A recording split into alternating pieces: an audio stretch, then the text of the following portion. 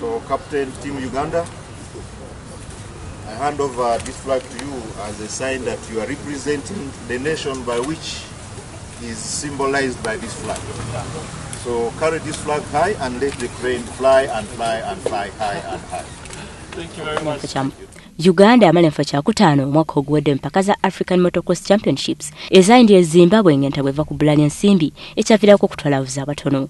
Kyokka okusinziira ku ngeri obubonero gye bugabwamu mu mpaka zino, obubonero buweebwa nsi so si muntu si kinnoomu. Abavuzi abangi ensi beetwala kiba kitangaaza ku mikisa gyayo okuwangula empaka zino.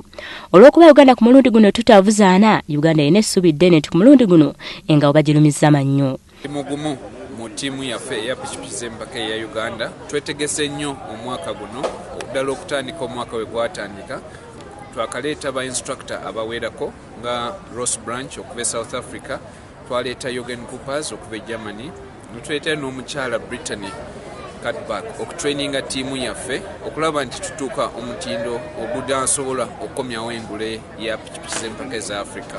Ku luno tututte abavuzi 40, tujja kusobola okutwala abavuzi 40. Omwaka oguwedde tetwasobola kutwala wadde hafu ya ttiimu lwa nsonga y'ensimbi, naye wano neera tufunyeyo ku support okuva ku National Council of Sports, tubeebaza $7.5 naye neera tukyabulamu support endala ey'amaanyi. Abazadde b'abaana baba kompyuta bagenda kutoola mu nsawo okulaba nti tusobola okutwala ttiimu eno, naye kyandibadde kirungi nnyo makampani ne gavumenti okulaba nti batwongeramu ku nsimbi tulabe nti engule eno eya continental eya Africa pikipiki empaka tugikomye wano e Uganda.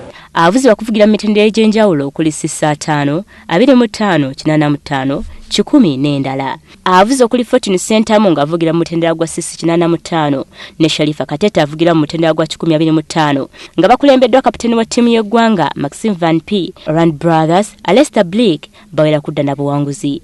Empaka zino zitandika ku Lwakutaano lwa wiiki eno n'okwegezaamu olw'okulw'omukwaga ne Sande balyoke beetere mu kuvuganya kaasammeeme. We are not sure exactly which countries and in what numbers they will be coming, but from what we've heard, I have a good feeling for this weekend's race. I think we can, even a win could be possible. So we will do our best to represent our country. It's always an honor to hold the flag of this country. All the support we get here at home, it will not be the same. I know that in Kenya the crowds are small, but if any fans or whatever can travel, that will help us boost our morale. And yeah, we will do our best as usual. I'm class yange ya 85cc. Tugenda kola wamune abali mu 85cc mu Uganda. Okubanga tukola teamwork tusobola okukomawo n'ekikopo. Nga tusuubira tugenda kukomawo na buwanguzi era nga tweteeseteese bulungi. Bulungi era abawagizi bange ba promisinga musobole performance ennungi. Nvugira mu 2025. Newankubadde nga ttiimu eno esimbula ku nkomerero ya wiiki eno, ebbula ly'ensimbi kusigala nkusomozebwa kunene.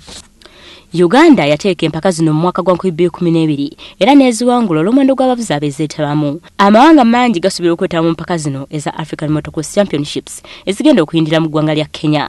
Olivia Nakate, WBS TV, Amasunsule.